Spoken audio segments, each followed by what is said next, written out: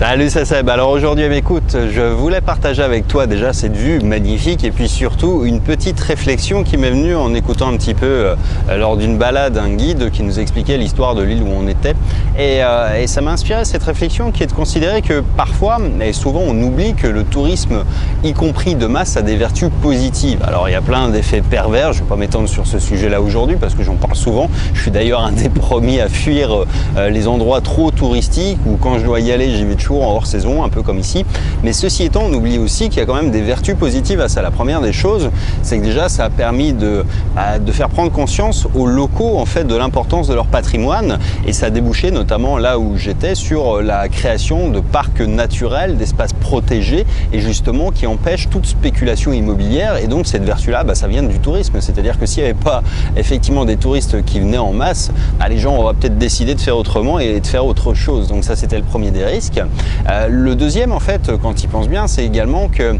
ça a donné des ressources aux locaux. Là où on était, par exemple, sur cette île, voilà, l'histoire, c'est que les gens étaient pauvres, ils n'avaient pas de ressources, ils vivent essentiellement de la pêche et que, voilà, avant, ils mangeaient des singes qui étaient des espèces endémiques et que ils étaient, enfin, cette espèce-là, c'est pas les touristes qui l'ont tué, tu vois. Dans certains autres endroits du monde, le tourisme peut être parfois dans les safaris, les trucs comme ça. Effectivement, c'est un peu les étrangers qui les braconnent aussi, mais tu as quand même aussi toute une industrie du braconnage et ici c'est quand même beaucoup les locaux qui étaient responsables de cette partie-là et tu vois, ça va avec, c'est-à-dire que la conscience et puis l'ouverture sur le monde et puis ça a forcé un peu à changer leurs habitudes et puis le fait qu'ils aient des revenus leur a permis de se tourner vers des choses qui sont plus saines et plus pérennes dans le temps, c'est-à-dire que là ils avaient plus que 53 singes je crois sur l'île et c'est une espèce vraiment qu'on trouve nulle part ailleurs a priori et bref, tout ça pour dire que c'est grâce au tourisme, grâce à la création d'un parc naturel, que les gens ont pu changer de mode de vie parce qu'on leur a offert des moyens de subsistance qui sont un peu différents. Ils peuvent tirer, alors je ne vais pas dire qu'ils sont devenus millionnaires pour autant, mais ils ont un moyen de subsistance qui leur a permis de changer leurs habitudes et ça c'est plutôt positif aussi. Et puis sans compter effectivement toute la partie de l'ouverture au monde, c'est-à-dire que les gens à force de côtoyer des étrangers, alors avec tout ce que ça a de négatif encore une fois, mais tout ce que ça peut avoir de positif, ça leur a permis d'avoir une ouverture sur le monde qui est toujours positif, c'est-à-dire que tu vois, même au fin fond de la jungle ici, tu arrives à trouver du wifi. Et ça, c'est bien parce que malgré tout, alors encore une fois, il y a plein de dérivés de trucs, mais il n'empêche que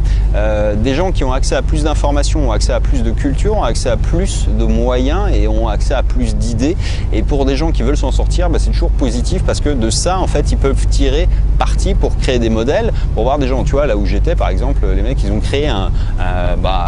espèce de camping dans la jungle, quoi, mais c'est un truc qui n'est pas forcément dans la culture locale, je crois, mais qui est lié uniquement aux gens, aux backpackers qui venaient ici, et donc ils ont fait un peu un truc qui a leur image, avec un petit bar, un truc, enfin tu vois, ils sont ouverts sur le monde, ils ont compris les besoins et les envies des étrangers, ils sont adaptés, ils ont créé un revenu pérenne, et qui en plus respecte l'environnement dans lequel ils vivent, et ça c'est plutôt quand même extrêmement positif. Donc c'est vrai que, encore une fois, je suis loin d'être le dernier à cracher sur le tourisme de masse, je trouve ça chiant d'avoir du monde tout le temps en permanence, mais il ne faut pas renier non plus la totalité du truc et de toute façon je crois qu'on va pas avoir le choix, c'est-à-dire que vu que la population mondiale augmente de plus en plus, mais surtout vu qu'il y a de plus en plus de personnes qui ont les moyens de voyager, et je peux t'assurer que moi qui côtoie quand même un paquet de nationalités, je m'aperçois assez vite quand même que tu trouves vraiment beaucoup de gens et pas forcément des gens qui viennent, tu vois, là en ce moment il n'y a pas de Français quoi, là où je suis il y a des Européens quelques-uns, mais il y a beaucoup d'Asiatiques, il y a des nationalités qui viennent un peu partout et des pays a priori qui sont plutôt inattendus pour nous quoi. Bref, tout ça pour dire que de toute façon on n'a pas vraiment le choix, il faudra s'y faire et autant voilà, garder à l'esprit que ça peut avoir justement des vertus. Là au Cambodge par exemple, tu vois, tout le business autour des temples d'Angkor,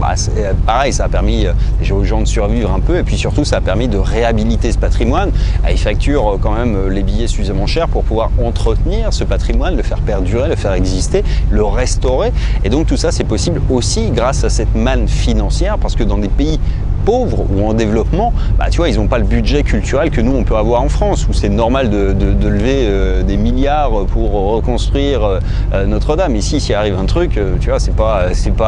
c'est rare que l'argent coule à flot de la même manière. Donc évidemment que c'est important pour eux d'avoir des sources de revenus, et les sources de revenus, bah, c'est les touristes. Donc il n'y a pas de mystère, c'est un point qui est positif à leur échelle. Moi, je suis contre le tourisme de masse et les abus, c'est-à-dire quand tu vois, je sais pas, des trucs qui sont construits en front de mer, qui défigurent un peu le truc, tu vois. Mais ici, on est quand même très loin de cet abus-là, justement. Et c'est pour ça que je trouvais ça intéressant de le faire ici, cette vidéo. C'est parce que c'est une parfaite illustration, à mon sens. Alors, bien qu'ils doivent avoir des aspects négatifs au fait qu'il y ait des bateaux qui circulent dans la baie en permanence, je sais pas, peut-être que ça attaque un peu les fonds marins, etc. Mais je trouve ça toujours mieux, en fait, que de voir, tu vois, des casinos remplis de Chinois, par exemple. Donc, c'est quand même, de toute façon, il faut faire avec. Il y aura de plus en plus de gens qui vont voyager, et autant que ça se fasse dans le respect, en fait, et dans la pérennité, en fait, de ces endroits qui sont quand même magiques. Je pense que celui-ci, tu vois, justement, parce qu'il est bien préservé, parce que le gouvernement vietnamien n'a pas envie, justement, de céder aux pressions de tout le monde, et ben, ça va être quelque chose que tu pourras visiter encore de la même manière d'ici quelques décennies sans que ça soit trop un problème, je pense, je l'espère du moins. En attendant, je te dis à bientôt dans la prochaine.